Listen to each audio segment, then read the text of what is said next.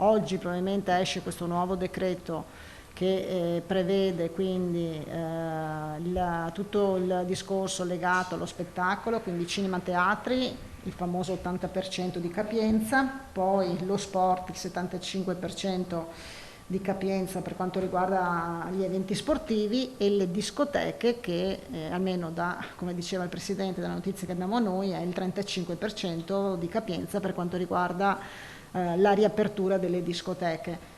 Ieri c'è stato un incontro con le 5 regioni coordinate dal Veneto per trattare le nuove linee guida di cambiamenti in vista del decreto del governo. In sostanza, spiega l'assessore regionale alla sanità Manuela Lanzarin, sono stati discussi gli aggiornamenti introducendo il Green Pass. Altro settore strategico sul quale la conferenza delle regioni sta lavorando è quello degli impianti di risalita in vista della stagione turistica invernale. Lavoro, specifica l'assessore, che è in itere e non è definitivo. Sono sostanzialmente 3 le proposte.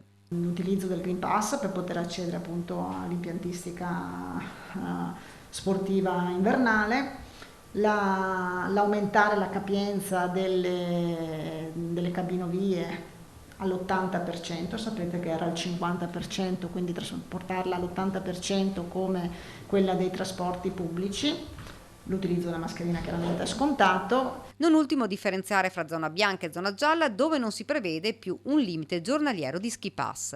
Sapete che prevedeva questo le linee guida precedenti, mentre viene mantenuto qualora ci fossero quadri epidemiologici molto più importanti, e quindi se le regioni, insomma se i territori dovessero essere in aree rosse o arancioni. Quindi togliendo quel limite giornaliero di ski pass possibili per quanto riguarda le aree bianche e gialle.